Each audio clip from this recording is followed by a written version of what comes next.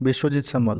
ସେଇଟା ଗୋଟେ ପ୍ରହସନ ଖାଲି। ଯେମିତି ମୋଦି ଆଗରୁ ଗୋଟେ ପ୍ରହସନ କରିଥିଲେ, ଆମର 15 ଲକ୍ଷ ଟଙ୍କା ଲେଖା ଜନଧନ ଆକାଉଣ୍ଟକୁ ଆସିବ, ଲୋକେ ବାଡ଼େଇ କୁଟେଇକିନା ସବୁ ଆକାଉଣ୍ଟ ଖୋଲିଦେଲେ, ଜିରୋ ଆକାଉଣ୍ଟ। ସେଇଟା ଯେମିତି ପଇସା ପଳେଇ ଆସିଲା, 50,000 ବି ସେମିତି ପଳେଇ ଆସିବ ସମସ୍ତଙ୍କ ଆକାଉଣ୍ଟକୁ। ଆଉ କ'ଣ ଜନତାଙ୍କ ସରକାର ମାନେ କ'ଣ? ଏଇ ଯେଉଁ ଅଭିଯୋଗ ପ୍ରକୋଷ୍ଠରେ ଯେଉଁ ଲୋକଙ୍କ ଅଭିଯୋଗ ଶୁଣୁଛନ୍ତି ସେଇଟା ବୋଲି କହୁଛନ୍ତି ନା କ'ଣ? ଆଚ୍ଛା, ସେଇ ଯେଉଁ ଗୋଟେ ମିନିଟ୍ରେ 6 ଜଣଙ୍କର ଅଭିଯୋଗ ସେମାନେ ଶୁଣୁଛନ୍ତି, ସେ କେମିତି ସଲ୍ୟୁସନ୍ଟା ବାହାର କରୁଛନ୍ତି?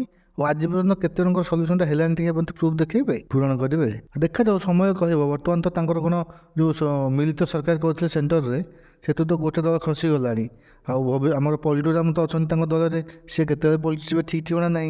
କେତେ ଯଦି ଗଭର୍ଣ୍ଣମେଣ୍ଟ ରହିବ ତ ହଁ ସେଇଟା ସମ୍ଭବ ହେଇପାରିବ କିଛି ମାତ୍ରାରେ। ସେ କେଉଁଠୁ ବଜେଟ୍ ଆଣିକି ଆଡ଼୍ କରିଦେବେ ଓଡ଼ିଶାରେ। ଯଦି ସରକାର ଭାଙ୍ଗିଗଲା, ସେ ତ 50,000 ଟଙ୍କା ଲେଖା ଯଦି ଜଣେକା ଦେବେ, ମିନିମମ୍ ତ 5,000 କୋଟି ଟଙ୍କା ମିନିମମ୍ଟା ଦରକାର ପଡ଼ିବ ଓଡ଼ିଶାରେ। ଆଉ ଯଦି ସରକାର ନ ରହିବ, ସେ କେଉଁଠୁ ଆଣିକି ଦେବେ? ଓଡ଼ିଶା ବଜେଟ୍ର ଏତେ ପଇସା ନାହିଁ। 5,000 କୋଟିର ବଜେଟ୍ ତ ଓଡ଼ିଶା କରିପାରିବନି। ନବୀନ ପଟ୍ଟନାୟକଙ୍କୁ ଭୁଲିଗଲେ। ମୋହନ ମାଝୀ ବର୍ତ୍ତମାନ ଯେଉଁ ଅଭିଯୋଗ ପ୍ରକୋଷ୍ଠ କରିକିନା ତାଙ୍କର ଯେଉଁ ପ୍ରହସନ କରୁଛନ୍ତି, ତାଙ୍କ ଯେଉଁ ଉପମୁଖ୍ୟମନ୍ତ୍ରୀ ଆଉ ବିଭିନ୍ନ ଦଳର ଯେଉଁ ମନ୍ତ୍ରୀ ସବୁ ବସିକିନା କରୁଛନ୍ତି, କେତେଜଣ ଲୋକଙ୍କର ପ୍ରୋବ୍ଲେମର ସଲ୍ୟୁସନ୍ ସେମାନେ କଲେଣି।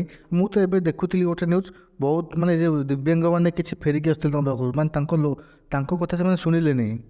ଆଉ ସେ କ'ଣ ସେ ସଲ୍ୟୁସନ୍ ବାହାର କରୁଛନ୍ତି ମୁଁ ଜାଣିପାରୁନି। ସେଇଟା କେବଳ ଲୋକ ଦେଖାଣିଆ ଯେ ଆମେ ସରକାରକୁ ଆସିଛୁ, ଆମେ ସବୁ କାମ କରୁଛୁ, କିନ୍ତୁ ତାଙ୍କ ଦ୍ୱାରା କୌଣସି କାମ ହେଉନି। କହିଥିଲେ ଯେଉଁ ଆମର ବିଜୁଳି ବିଲ୍ ଫ୍ରି କରିଦେବେ ଜୁଲାଇ 1ରୁ 300 ୟୁନିଟ୍ ପର୍ଯ୍ୟନ୍ତ।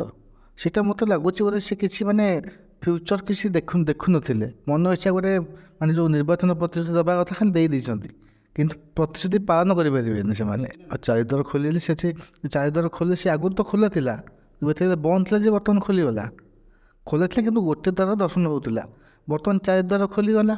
ବର୍ତ୍ତମାନ ଆଗରୁ ଯେଉଁ ସିଷ୍ଟମେଟିକ୍ ୱେରେ ଦର୍ଶନ ହେଉଥିଲା, ଲୋକ ଲାଇନ୍ରେ ଯାଉଥିଲେ। ହଁ, ଲେଟ୍ ହେଉଥିଲା, ମାନୁଛି ଲେଟ୍ ହେଉଥିଲା, କିନ୍ତୁ ଗୋଟେ ସିଷ୍ଟମେଟିକ୍ ୱେରେ ଦର୍ଶନ ହେଉଥିଲା। ଲୋକ ଲାଇନ୍ ଯାଉଥିଲେ, ଦର୍ଶନ କରିକି ଆସୁଥିଲେ। ବର୍ତ୍ତମାନ ଯିଏ ଯେଉଁଟା ଆସିଲା ପଶିଲା, ଭିତରେ ଗହଳି ହେଉଛି ଖାଲି। ଆଉ ଗୋଟେ କଥା ହେଉଛି, ଦେଖନ୍ତୁ, ଆମର ଓଡ଼ିଶାରେ ବିଜେଡ଼ି ସରକାର ଥିଲା। ବିଜେଡ଼ି ସରକାର କ'ଣ ହେଉଥିଲା, ଆମର ନବୀନ ପଟ୍ଟନାୟକ ସୁପ୍ରିମୋ ଥିଲେ, ଦଳର ସୁପ୍ରିମୋ। ସେ ମୁଖ୍ୟମନ୍ତ୍ରୀ, ସିଏ ହିଁ ସର୍ବସଭା। ସେ ଯାହା ଡିସିସନ୍ ହେଉଥିଲା ତାଙ୍କ ଉପରେ ସିଏ ହିଁ ଡିସିସନ୍ ନେଉଥିଲେ। ତ ତାଙ୍କୁ କାହା ଉପରେ ନିର୍ଭର ହେବାକୁ ପଡ଼ୁନଥିଲା। ଇଏ କିନ୍ତୁ ବର୍ତ୍ତମାନ କ'ଣ କରିବେ, ହାଇକମାଣ୍ଡ ଅର୍ଡ଼ର ଆସିବ ଗୁଜୁରାଟରୁ, ଅମିତ ଶାହା, ନରେନ୍ଦ୍ର ମୋଦି, ଆମର ଧର୍ମେନ୍ଦ୍ର ପ୍ରଧାନ, ଏମାନେ ସବୁ ଅର୍ଡ଼ର କରିବେ, ଆମର ମାଝି ବାବୁ ସେ ପାଳନ କରିବେ। ଏଇଟା ହେଉଛି କଥା। ହଁ, ପାଣ୍ଡିଆନଙ୍କ ପାଖରେ ଚାଲୁଥିଲେ। ସେ ଯେଉଁ ମଝିରେ ବି କହୁଥିଲେ ପାଣ୍ଡିଆନ ଚାବି ନେଇକି ପଳେଇଛନ୍ତି। ଆଚ୍ଛା, ପାଣ୍ଡିଆନ ବୋଧେ ଆସିକି ଯେଉଁ ଆମର ରତ୍ନଭଣ୍ଡାର ଖୋଲିଲେ, ତା ପୂର୍ବଦିନ ବୋଧେ ଆସିକି ଚାବିଟା ଦେଇଦେଇକି ଯାଇଛନ୍ତି, ସେଇ ଖୋଲିଦେଲେ ବୋଧେ ରତ୍ନଭଣ୍ଡାର। ଆଉ ମୋତେ ତ କିଛି ନୂଆ ସରକାରର କିଛି ମାନେ ଲାଗୁନି ସେ କିଛି ଆମର ଯେଉଁଟା ଯାହା ବି ଅସୁବିଧା ସେ ଦୂର କରିପାରିବ। ତଥାପି ଦେଖାଯାଉ, ନୂଆ ସରକାର ଆସିଛି, ଦେଖାଯାଉ, ଟାଇମ୍ ଦେବା 5-6 ମାସ, କ'ଣ କହୁଛନ୍ତି ଦେଖିବା।